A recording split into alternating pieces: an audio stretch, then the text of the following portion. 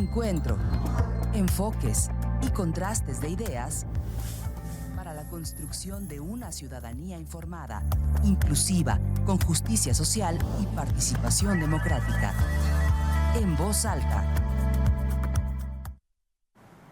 Muy buenas noches, como todos los jueves, les quisiéramos agradecer el favor de su atención y bueno, esta noche quisiera darle la bienvenida a dos abogados prominentes aquí en el estado de Querétaro, en México, y la verdad es que el tema de esta noche promete, como todos los jueves, pero sobre todo esto porque el impacto que puede tener a la sociedad mexicana, un tema que está pululando en el ambiente político, un tema que está pululando en la agenda setting de nuestro país y que tiene que ver con la última reforma a la ley de amparo que está en proceso, se está cocinando. Es una reforma que tiene por objeto cambiar algunas modalidades de amparo y para ello hemos invitado esta noche a dos abogados, como le decía, al doctor en Derecho Gonzalo Martínez García, al cual le agradezco y que nos acompaña a través de las plataformas digitales, a través de Zoom. Doctor, buenas noches, ¿cómo está? Bien, maestro, encantado de saludarle y de saludar también al público que nos acompaña.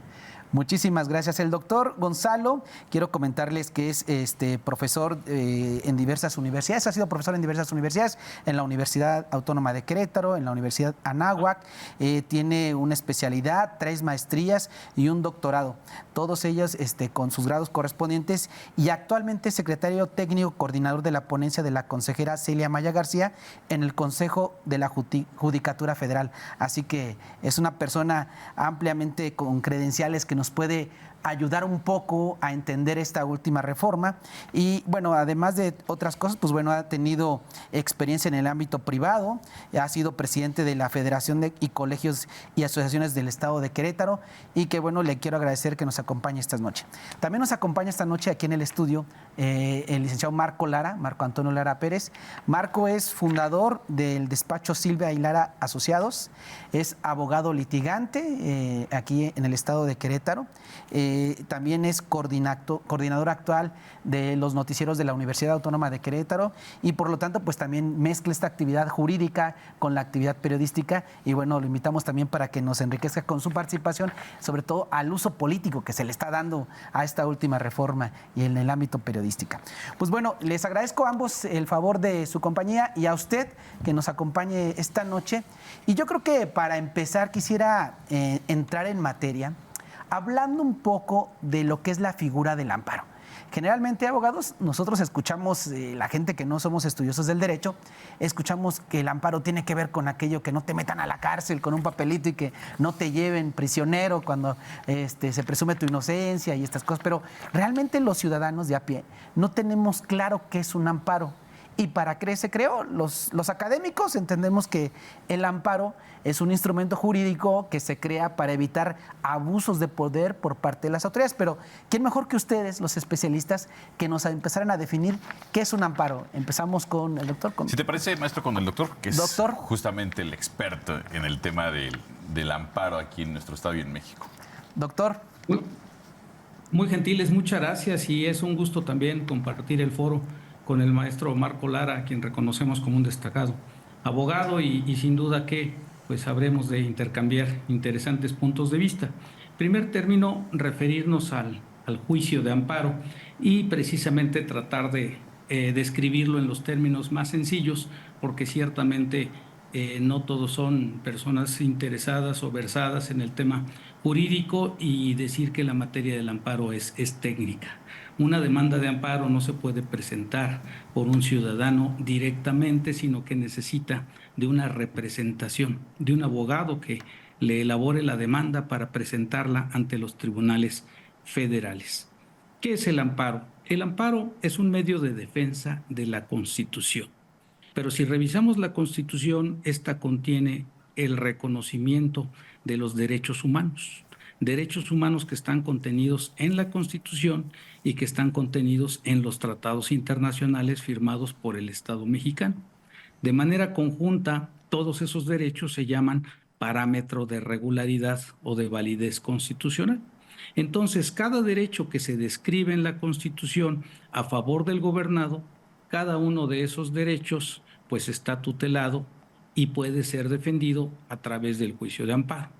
Así, entonces, si bien es cierto, es un medio de defensa de la Constitución, también es medio o mecanismo de defensa de los derechos humanos y a la par es un mecanismo de instrumento para la protección del gobernado, de la persona, del ciudadano, de cualquier persona que justamente necesite defender sus derechos frente a una autoridad. Otra característica es que en el juicio de amparo domina el principio de que es un medio de defensa frente a una autoridad. Esa es una característica. De forma muy excepcional puede ser procedente en contra de otros particulares. Así, cuando a una persona le lesionan su derecho de propiedad, su posesión, como mencionaba usted, la libertad de la persona o cualquier otro derecho humano, ha habido derechos humanos que se han ido perfilando, definiendo, reexpresando, explicitando, porque finalmente la Constitución está pues llena de principios y esos principios al desarrollarse pues van identificando la extensión de los derechos humanos, pues una persona que se vea lesionado en esos derechos puede acudir al juicio de amparo. Claro, hay una serie de reglas que fundamentalmente existen y perfilando un poco hacia el tema central de esta plática, hay una figura que se llama de la suspensión. La suspensión está prevista en el artículo 107, fracción 10 de la Constitución y la suspensión tiene por objeto conservar la materia del juicio de amparo, porque si no, no tendría caso que algún gobernado, viéndose en la posibilidad inminente de que fuera privado de sus derechos, resulta que presenta la demanda de amparo y si finalmente ese acto de autoridad no es detenido, no es paralizado, pues entonces la consecuencia sería que el acto pudiera ejecutarse. Y si el acto se puede ejecutar, pues entonces ya podría dejar de ser o de tener razón el juicio de amparo. Entonces, para eso existe la figura de la suspensión. Entonces, un gobernado, por ejemplo, resiente una afectación en su negocio se encuentra funcionando, por ejemplo, correctamente, repentinamente recibe la visita de la autoridad, no encuentra a la mano en ese momento su licencia de funcionamiento y entonces al no encontrar la licencia de funcionamiento, la autoridad le dice, el inspector, regreso el día de mañana, pero si no me presentas la licencia, aunque sea una libertad tuya el ejercicio del comercio, pues puedo clausurar este establecimiento porque tengo facultades en la ley. Entonces esa persona no encuentra su licencia de funcionamiento, pero sí la tiene. ¿Podría presentar ante la inminencia de la clausura una demanda de amparo? Desde luego que sí, porque su libertad de comercio se está afectando. Si bien es cierto, es una actividad que está arreglada, pues también él tiene los permisos para poder seguir funcionando, entonces solo que no los tiene al alcance. Así que de esa manera podría presentar su demanda de amparo y solicitar la suspensión. Pensemos, se presenta la demanda de amparo, tiene elementos para demostrar que cuenta con esa licencia, pero la licencia misma no la tiene, por ejemplo, tiene una copia, tiene el pago de los derechos, tiene algún elemento relacionado, bueno, pues presenta su demanda, solicita la suspensión y el efecto de la suspensión sería que las autoridades se mantengan en la situación en que se encuentren y no ejecuten ese acto de autoridad. También relacionado con el tema de que vamos a platicar, hay otro punto muy importante. El juicio de amparo, sus bases se encuentran descritas en el artículo 103 y en el artículo 107 constitucional. En el 103 están los casos en los cuales podemos presentar una demanda de amparo. ¿Cuándo podemos presentar la demanda? Bueno, pues para eso necesitamos que exista una autoridad. En segundo lugar, que esa autoridad haya dictado un acto, una norma o una omisión. Es decir, que el juicio de amparo se puede seguir no solamente en actos de aplicación, contra actos de aplicación de normas, sino también se puede seguir contra una norma misma. Es decir, a través del amparo se analiza el texto del Poder Legislativo, sea federal, local o incluso el texto de reglamentos dados por el Poder Ejecutivo. Y se analiza bajo el microscopio de la Constitución, se analizan las normas para determinar que sean afines, que sean compatibles, que sean acordes con ese parámetro de validez o de regularidad, porque si no serían normas inconstitucionales. Es importante señalar que primero se expide la ley, después se genera algún acto de aplicación y después el gobernado, el ciudadano, está en la posibilidad de presentar alguna demanda de amparo para que se revise el contenido de esa norma. A veces lo podrá hacer incluso cuando la norma inicia su vigencia. Pero bueno, al principio al que voy es el que está previsto en el artículo 107 de la Constitución. Decíamos, bueno, el artículo 107 de la propia Constitución señala los principios que rigen el juicio de amparo. Y uno de esos principios es el principio de relatividad, es el principio de estricto derecho, es el principio de prosecución judicial y es el principio de instancia de parte agraviada. En el caso del principio de instancia de parte agraviada, pues se necesita que para que pueda ocurrir la protección constitucional, para que yo pueda ser restaurado, restituido en mis derechos humanos, se necesita acudir ante un tribunal, ante un juzgado de distrito regularmente, a solicitar esa protección federal. Entonces, el juicio de amparo es un instrumento de defensa de cualquier persona que se encuentre en el territorio nacional, incluso a favor de los menores de edad, de los extranjeros, de los nacionales, de toda persona física o moral. Y al hablar de personas morales, bueno, pues estamos hablando de cualquier persona moral en derecho privado, persona moral en derecho social, persona moral en derecho público. Y por lo tanto, pues está el acceso, es accesible a todos los gobernados. Sí es importante destacar también que este juicio, para promoverlo, primero tenemos que acudir a las instancias ordinarias, porque muchas veces se pretende presentar la demanda de amparo de manera inmediata. Es decir, existe un acto de autoridad y de inmediato dice la persona, voy a presentar una demanda de amparo. Eso regularmente no siempre es posible. Si existe un recurso ordinario o medio de defensa que esté previsto en una norma, tengo que ir a ese recurso. Por ejemplo, que en esa situación donde decíamos es inminente que me vayan a clausurar, pues resulta que hay una norma que prevé un recurso, entonces habría que acudir a ese recurso. Y entonces agotar ese recurso para después acudir al juicio de amparo. Pero el ciudadano entonces que me está escuchando diría, pero entonces ya para qué podríamos acudir si ya para entonces pues el acto ya se habría ejecutado. Bueno, es que también hay una serie de excepciones en la ley de amparo en las cuales es posible no agotar el recurso e ir directamente ante el tribunal de amparo. Y en ese sentido se puede presentar la demanda sin necesidad de agotar esos recursos, pero habría que estar en esas situaciones de excepción. No sé si hasta aquí voy siendo claro, si es necesario puntualizar algunos rubros, ya que pues al ser una materia tan técnica, pues pareciera un poco compleja la propia materia y pues aquí lo importante o de lo que se trata es tratar de desmenuzar en un lenguaje lo más común para que sea pues mayormente entendido lo que estamos expresando. Así es, doctor. Yo creo que nuestra audiencia tiene claridad sobre esta primera parte de la definición de qué es un amparo, ¿no? Ya lo decía el doctor Gonzalo. Es una figura que tiene usted como ciudadana, como ciudadano, para defenderse de actos de autoridad, de la publicación de alguna norma, es decir, alguna norma que se haya publicado que puede vulnerar, y también por parte de omisiones. Está claro, como lo refería el doctor, que esta es una parte técnica que sí o sí tiene que interponerse ante un juzgado federal y que tendrá que ser a través de un abogado. Entonces, en esta parte ya era claro. Quisiera entrar un poco también en materia, Marco. A ver, el día de hoy, a la fecha, no ha sido publicado, ya vimos la importancia de definir qué es un amparo y por qué la situación de discutir un poco hoy el tema. Es a raíz de la última reforma que se aprueba en el Congreso, en la Cámara de Diputados, propiamente el 24 de abril, donde se reforma el artículo 129 y 148 de la Ley de Amparo. Hay un manejo incluso político, pero eso lo vemos en otra parte. Pero en este sentido, Marco, ahí en esta reforma, ya entrando propio en materia, los ciudadanos tendríamos que poner alerta en qué.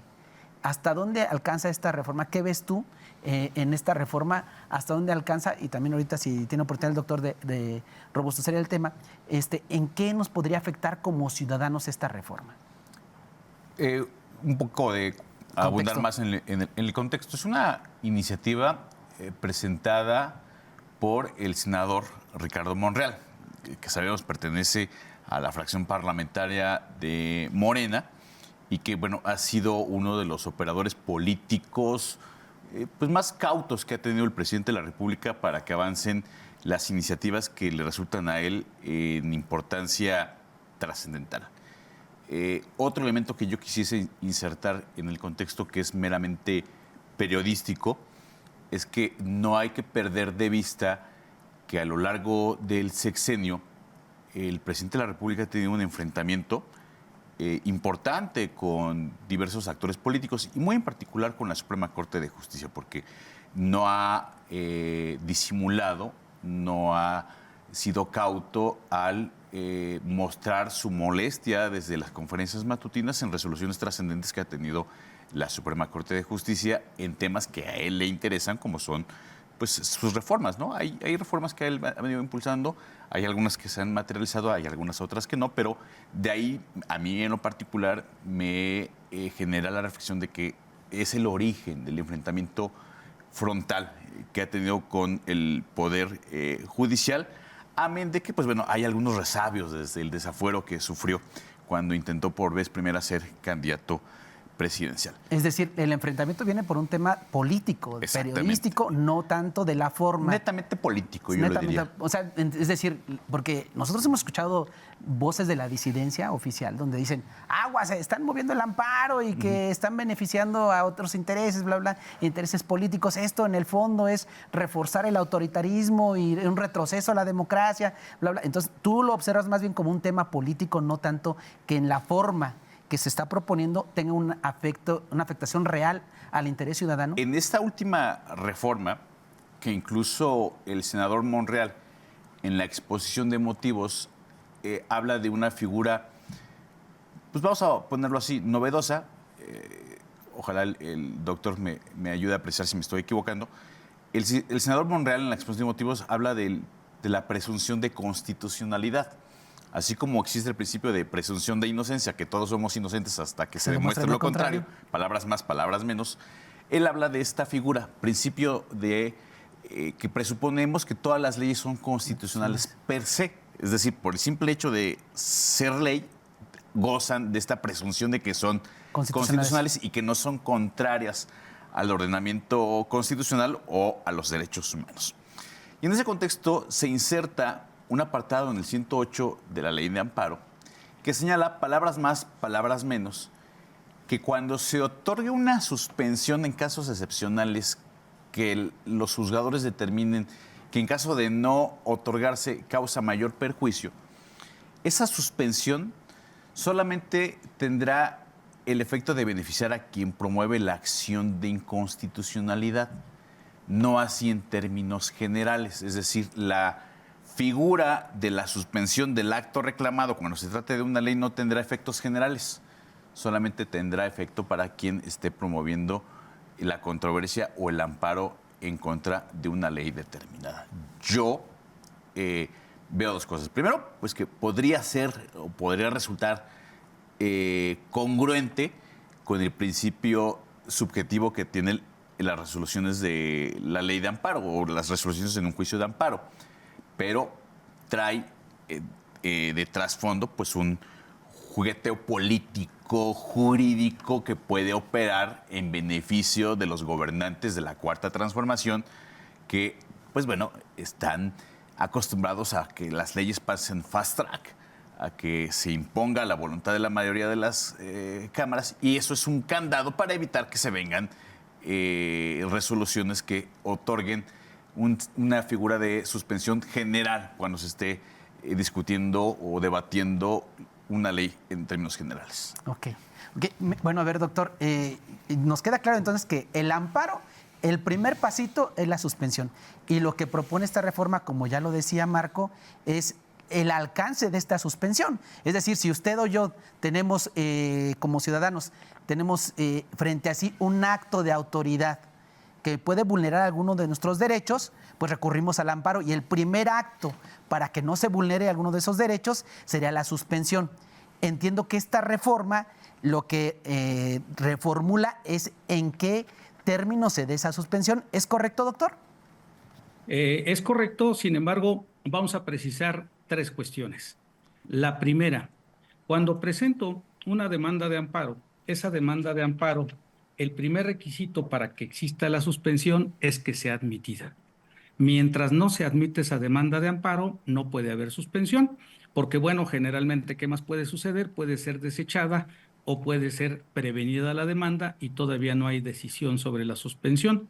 Es bien importante señalar que si un ciudadano, un gobernado, presenta su demanda de amparo, solicita la suspensión, la demanda le es admitida, el juez de distrito va a analizar justamente la petición de la suspensión y ahí va a decidir si otorga o niega la suspensión para ese caso concreto. No importa que se trate de una omisión, se trate de un acto de autoridad o se trate de una norma. Para el caso concreto, otorga la suspensión. Esto, con la reforma que aún falta por publicarse, pero que ya fue aprobada por el Senado y que ya fue aprobada por la Cámara de Diputados, no cambia. Cualquier ciudadano común llega, presenta la demanda de amparo, se admite y solicitó la suspensión. El juez tendrá que analizar si se cumple con los requisitos de la ley de amparo y en su caso podrá otorgar la suspensión para el caso particular de que se trate. Los ciudadanos no tienen por qué preocuparse en ese aspecto en particular.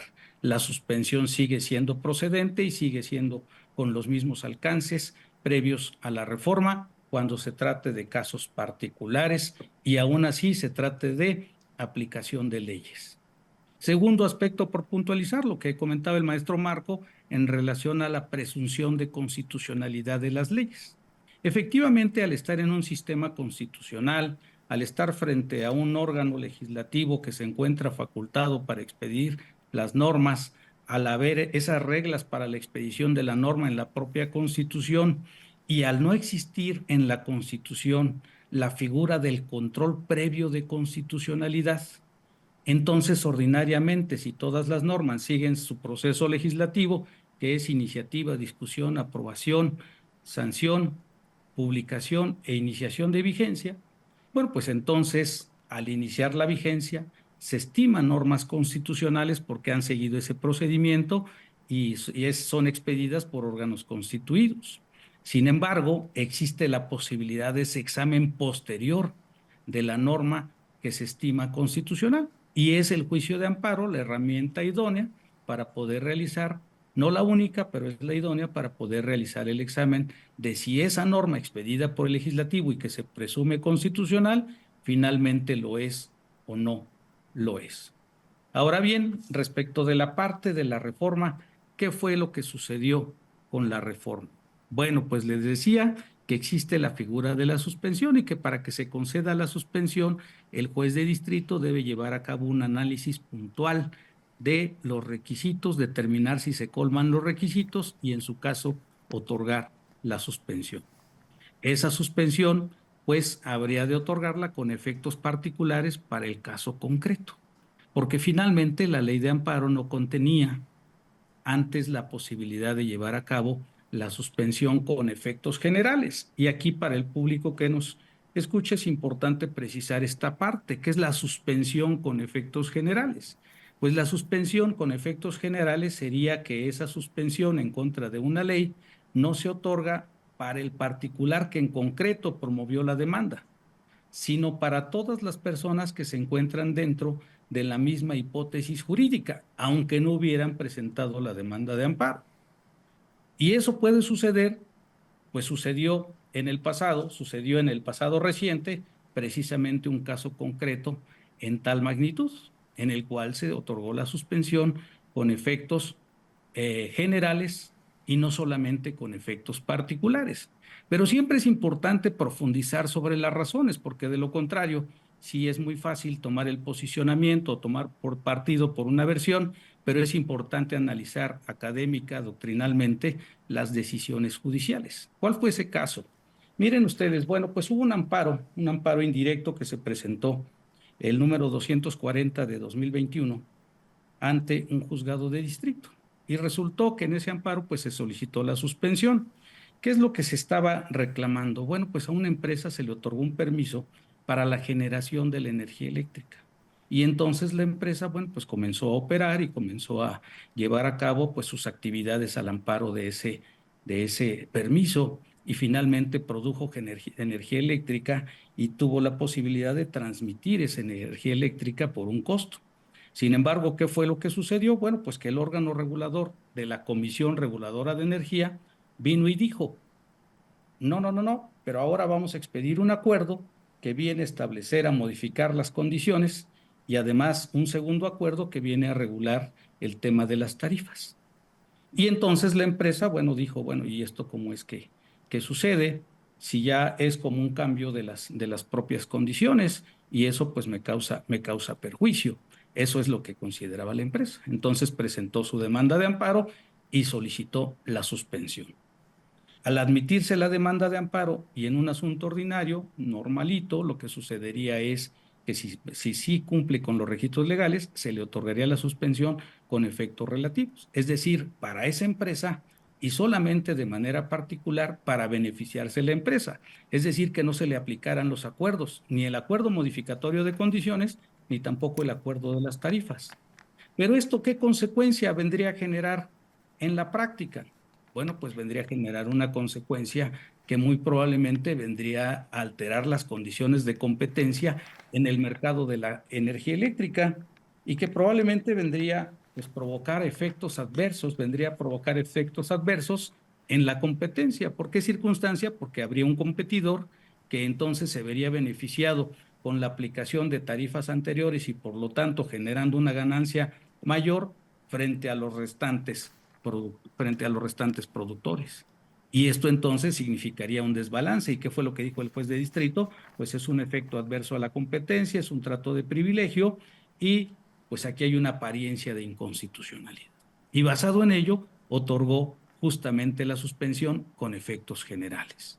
¿Y eso qué significó? Beneficiar a todos los que participaban en el mercado de la energía eléctrica. Obviamente, pues eso trajo una consecuencia importantísima, porque ya no nada más fue un solo juicio de amparo, sino ya hubo el beneficio para todos. Y el principio de relatividad que le ha dado vida y fortaleza al juicio de amparo, bueno, pues se vio ahí cuestionado precisamente por esto. Doctor, pues es muy ilustrativo y yo creo que nuestra audiencia queda como muy clara en torno a esta figura de lo que es el amparo y de cuál es el alcance ahora ya de publicarse. Yo creo que ya es trámite la publicación en relación a la figura de la suspensión. Yo le quiero agradecer, doctor, de verdad que se haya dado el espacio para intercambiar puntos de vista con nosotros. Entendemos que su agenda está complicada después de un ratito, pero yo sí quisiera dejarle expresada nuestra gratitud y que desear el mejor de los éxitos allá por la Judicatura Federal. Y pues bueno, con esto, Marco, estaríamos cerrando esta primera parte. Agradecerle, doctor, de verdad. Y pues bueno, yo decirle a nuestro público que en un momento, doctor, si quiera despedirse, le agradezco mucho. Muy gentil, muchísimas gracias, muy agradecido con la audiencia por escucharme. Son temas que son un tanto complejos, pero tratamos de explicarlos de la manera más sencilla posible, porque a fin de cuentas son temas muy trascendentes en el orden jurídico, pero también en la vida de nuestro país, y eso pues es fundamental. Muchísimas gracias por sus atenciones, maestro, y muchísimas gracias también al maestro Marco Lara. Muchas gracias, maestro Marcial Padrón. Un gusto, doctor. Un gusto. Volvemos. Regresamos.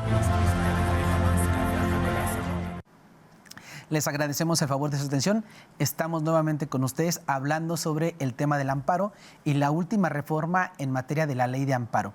Marco, pues bueno, ya el doctor nos explicaba qué es el amparo, los alcances. Ahora, con esta última reforma, pues parece ser que el término de la suspensión, pues bueno, queda para el ciudadano, digamos, un mismo camino y que en dado caso, pues bueno, afecta a las normas, ¿no? Y yo creo que esa afectación a las normas, pues tiene que ver con esta cuestión de alcance general, ya no, sino más bien particular, ¿no? O sea, si yo promuevo un amparo, para cerrar en esta parte técnica que tú lo explicarás mejor, pero si yo promuevo un amparo, es decir, contra una ley, ahora esa suspensión solo me aplica a mí, no a toda la población, ¿no? A lo mejor yo me quejo sobre la ley de educación que dice, un ejemplo, es algo absurdo, que ahora en la universidad se tienen que cobrar tanto dinero o lo que sea. Yo me amparo contra esa ley porque vulnera mi derecho de acceso a la educación. Y entonces ese amparo, esa primera parte que es la suspensión, no propiamente el amparo, sino la primera parte que es la suspensión, solo me aplicaría a mí. O sea, yo no tendría por qué atender lo que dice esa ley en tanto que no se resuelve el juicio de amparo. Antes, toda la gente se beneficiaba con mi acto, ¿no? O sea, decían, esa ley queda suspendida, digamos, de alguna otra forma. ¿Lo dije correctamente? Sí, o sea, queda suspendida los efectos de esa norma. No se puede aplicar hasta en tanto se determine si es inconstitucional o no. Y te escuchaba y recordaba el ejemplo que nos ponía el doctor Gonzalo respecto de aquel supuesto en cuanto a los lineamientos, hablando de la ley energética. Y a mí me parece que entonces la reforma obedece justamente a cuidar las áreas estratégicas en las que el gobierno quiere incidir o quiere regular y que puede tener una oposición desde los tribunales, desde los juicios de amparo, desde los tribunales federales. Está haciendo una acotación. A ver, tu ciudadano, tu gobernado, entiéndase persona física o entiéndase persona moral, entiéndase empresa, puedes seguir promoviendo el amparo, puedes seguir solicitando la suspensión de los actos reclamados, pero la acotación en esta reforma, en el 108 de la ley de amparo, es sí, pero en el supuesto de que te otorguen la suspensión, esa suspensión de la norma solo es para quien promueva el amparo, no en términos generales. Y también me hacías recordar esta oportunidad que tuve de participar en la elaboración, en elaborar el amparo indirecto en contra de la ley, de la nueva ley de Ciencias Humanidades, Tecnología e Innovación, que vino a trastocar algunas áreas sensibles de los programas de posgrado. Pues bueno, la universidad como ente, como institución, como sujeto afectado por esas leyes y por esos lineamientos que emanan de la ley, se vio la necesidad de promover el amparo indirecto contra leyes, argumentando la inconstitucionalidad de esa ley, de esa nueva ley del Consejo de Ciencia, Tecnología e Innovación, y los lineamientos que emitió la Junta de Gobierno para regular cómo se deben de inscribir los programas de posgrado al CONACYT y acceder a beneficios institucionales. En esa oportunidad, la universidad solicita la suspensión de los actos reclamados y se otorga para efectos de que no se apliquen los lineamientos hasta en tanto se resuelva la inconstitucionalidad o no. Y te hago un breve cultural. Ahora, como la universidad ganó el amparo, pues bueno... ¿Pero ganó el amparo o la suspensión apenas? No, ganó la suspensión y ganó el amparo. Ah, ganamos el amparo. Ganó el amparo y entonces ahora está subyúdice o no es un amparo que haya quedado firme porque el CONACYT y la Cámara de Senadores agotaron el recurso de revisión. Ahorita están... Entonces estamos a la espera de que se resuelva el recurso de revisión para determinar si fue o no acertada la resolución emitida por un juez de distrito que declara inconstitucional esos lineamientos y esa ley en detrimento de la Universidad Autónoma de Querétaro. Ok, Marco, para nuestra audiencia y darle un poquito más de contexto. ¿En qué año fue este amparo, Marco? Fue el año pasado. Fue justamente hace un año, en mayo del 2023, cuando se interpone el juicio de amparo indirecto y pues bueno, ha venido transcurriendo ya un año en lo que se obtuvo la resolución. Pues fíjese, ante usted tiene un ejemplo del proceso de un amparo. Resulta ser que corría el año pasado, en el 2023, y el Congreso de la Unión aprueba una reforma en materia de ciencia y tecnología donde impactaba en los posgrados de las universidades, en las reglas de operación, en el otorgamiento de becas. La universidad promueve este amparo en directo, se cumple con los requisitos, el juez le da trámite, se da en primera instancia esta suspensión, y en ese primer acto, que es la suspensión, eso ya entra en vigor para todas las universidades, aunque las otras universidades no hubiesen promovido un amparo. en esta suspensión le aplicaba a todas las universidades. Esta es una primera diferencia con esta nueva reforma. Si hubiera sido, una vez publicada esta nueva reforma, ya no aplicaría para todas las universidades, sino nada más para esta universidad, ¿no? Entiendo. Entonces, esa es una gran diferencia. Entonces, en esta etapa de lo que va, ahorita no se ha publicado la nueva reforma, pero entonces después viene la resolución de ese amparo, y ese amparo le da la razón a la Universidad Autónoma de Querétaro. Pero solamente la resolución, como bien está en la Constitución, ampara y protege a la Universidad Autónoma de Querétaro. Nada más. No pueden las otras universidades, vamos a ponerlo en sentido popular, no pueden arroparse con esta resolución que determina inconstitucional esta nueva norma. Pero si se determina inconstitucional, Marcos, las otras universidades tampoco les podría aplicar, ¿o sí? No. O sea, es solamente el juicio de amparo solamente beneficia a quien lo promueva. Y con la reforma se clarifica que la suspensión ya entendí. nada más puede beneficiar a quien lo O sea, promueve. Pero, a ver, antes de esta última reforma, la suspensión aplicaba a todos. No necesariamente. El ejemplo que pone el doctor es justamente un referente que seguramente tomó el legislador o el grupo de asesores de Ricardo Monreal para acotar. La suspensión no puede tener efectos generales. Ya entiendo. Anteriormente, la suspensión tenía efectos generales. No estaba regulado y entonces, en el caso particular que comenta el doctor, como fue un sector muy controvertido, la reforma energética, pues algún juez de distrito le invistió de efectos generales a la suspensión y todo el sector energético se benefició. Y es algo que evidentemente pues trastocaba los intereses particulares del gobierno federal en acotar, en regular justamente la generación de energía eléctrica en nuestro país. Y por eso ahora viene esta reforma, porque con esta reforma ahora sí... Como no estaba claro, ahora sí te está lo claro. voy a poner claro e inserto un apartado adicional en el 108 de la Ley de Amparo, para que no haya lugar a dudas de que la suspensión solo aplica a quien la promueve. Solamente tiene efectos particulares, subjetivos, a quien promueva el juicio de amparo. Oh, qué interesante. Pues mire usted, estamos aprendiendo un poco de la técnica jurídica y creo que esto, bueno, ya nada más para terminar con esta parte técnica. Da la resolución un juez sobre un amparo, hay otra figura que es la figura de revisión. Es un recurso. Ajá, un recurso. Que puede interponerse en un amparo directo, salvo casos excepcionales, y en un amparo indirecto, donde un tribunal colegiado revisa la resolución emitida por un juez de distrito. Ok. ¿Y después qué pasa? Si dice, está bien el juez, ¿ahí se agota?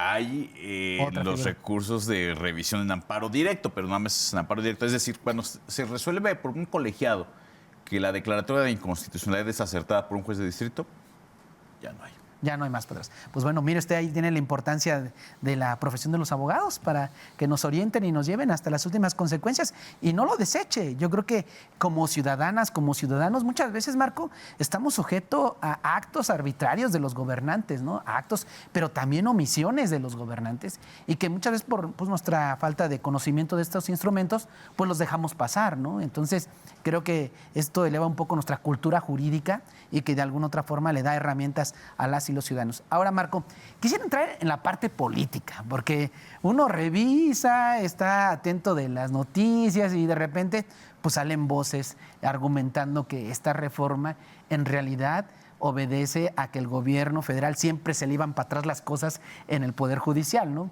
Como usted sabe, nuestro Estado está integrado por 3 poderes: el legislativo, que hace las leyes, el ejecutivo, que administra los recursos y hace actos administrativos, y el judicial, que de alguna otra forma el que aplica la ley, ¿no? Entonces, resulta ser que había actos que realizaba el gobierno federal y se echaban para atrás desde el Poder Judicial, ¿no? Entonces, parece ser que con esta reforma se pretende acotar esa posibilidad de que el Poder Judicial le ponga un freno a los actos de los gobiernos, ¿no? Sí, evidentemente es un control.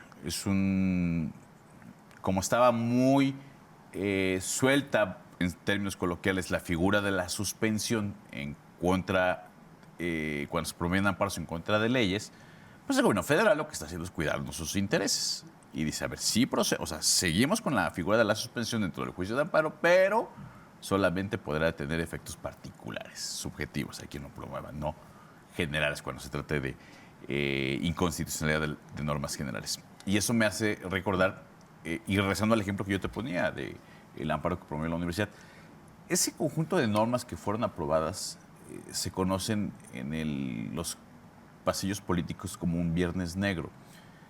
Un miércoles negro, perdóname, porque fueron aprobadas un sinnúmero de normas que, a luz de los criterios más recientes de la Suprema Corte, violaron el debido proceso legislativo. Es decir, en términos lisos y llanos, no se deliberó de forma adecuada esas normas, incluyendo la Ley de Ciencia, Tecnología e Innovación. Y hay criterios ya muy arraigados al interior de la Corte donde señalan que pues, cuando se viola el debido proceso legislativo, lo que procede es dejar sin efectos la norma, a efecto de que se agote el debido proceso legislativo.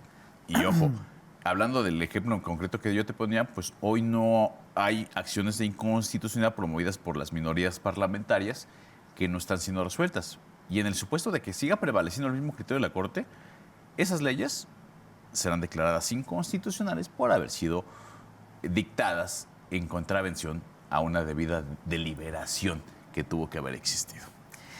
Y la verdad es que parece poco relevante a veces estos temas se los dejamos muchas veces a los técnicos, ¿no? Los abogados, pero como ciudadanos tenemos que estar atentos. O sea, ya Marco expuso un ejemplo, el doctor Gonzalo ponía el ejemplo en materia de la luz eléctrica, pero también hay otros ejemplos. El más reciente yo recuerdo el del agua, que fue gracias a un amparo que se pidió casi... Se declararon inconstitucionales enunciados normativos de esa ley, mal llamada Ley de Aguas, muy en particular darle la connotación de un tema de comercio al suministro de agua potable. Eso fue lo que se declaró inconstitucional.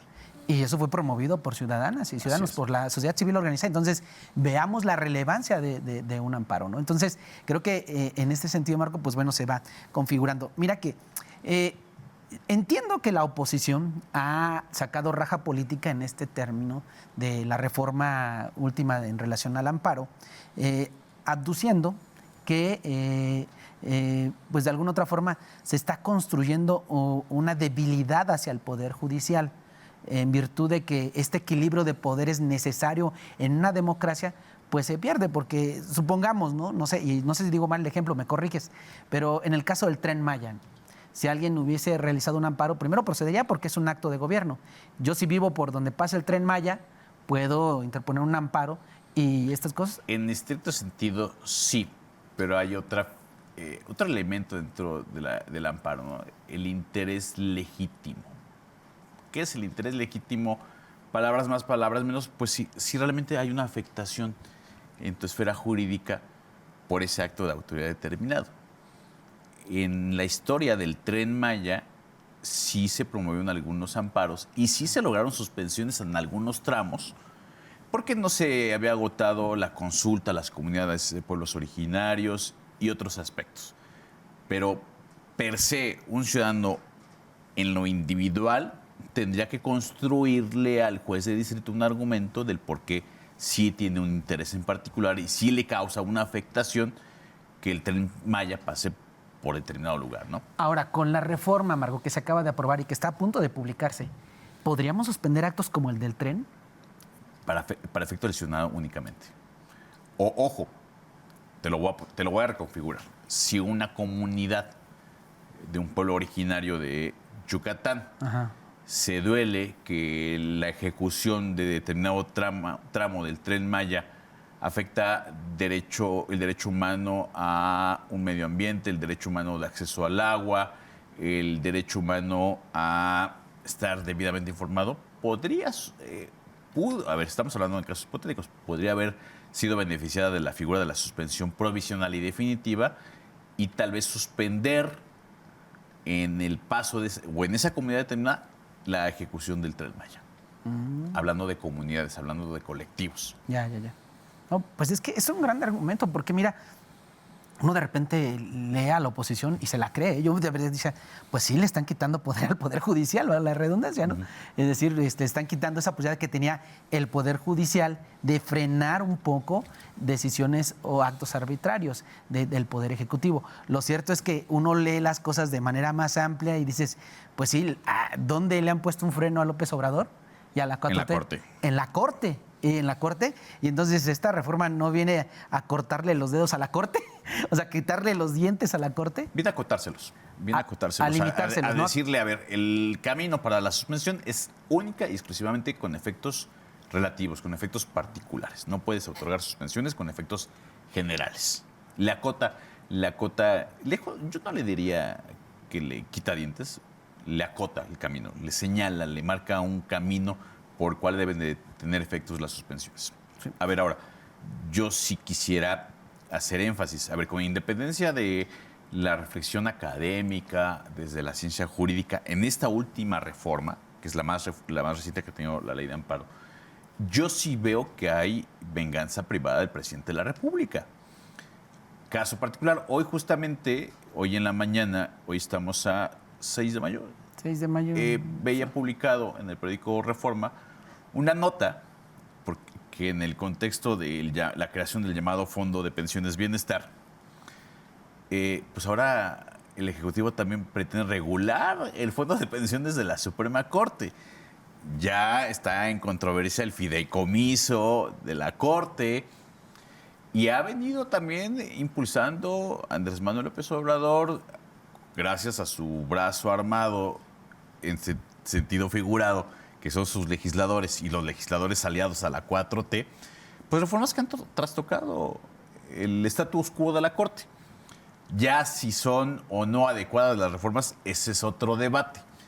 Pero lo que yo sí veo es que pues, los cañonazos en sentido figurado del presidente pues, han tenido siempre, o en la mayoría de las ocasiones, Disminuir a la Corte. disminuir el poder De la Corte. jurídico y político de la que ha tenido por décadas la Suprema Corte de Justicia en nuestro país. Ahora, Marco, fíjate, algo que, no sé, todavía no se publica. En realidad, este programa está saliendo el jueves 8, pero se está grabando el martes 6. Pero supongamos ya publicada esta ley, la Corte u otras personas podrían ampararse contra la publicación de esta ley, ¿no? De esta reforma. ¿O no? Porque sería ampararse contra el amparo. O sea, ¿cómo podría ser eso? No te puedes amparar contra un amparo. No, pero Eso me es- refiero, eso es claro. perdón, sí, lo dije mal. Ampararse contra esta última reforma. Para que no pasara, digamos. Los Y sería la Corte. los grupos minoritarios, porque así lo prevé la norma, podrían promover acción de inconstitucionalidad que declaren que es inconstitucional esta última reforma que regula la ley de amparo. Pero no podríamos ampararnos contra esa publicación de esta ley, de esta última reforma.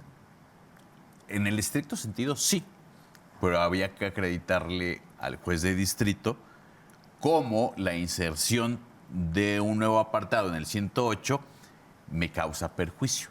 Oye, ¿y bajo qué norma tendría que yo promover o cuál sería mi fundamento legal? La ley de amparo. ¿La publicada? ¿De la O sea, que me estoy quejando? Sí, claro. Uy, pues está bien raro, ¿no? O sea- No lo veo yo raro porque me parece que podríamos construir pues, justamente que la publicación o la inserción de la ley de amparo resulta violatorio a tratados internacionales, de acceso a la justicia, certeza jurídica.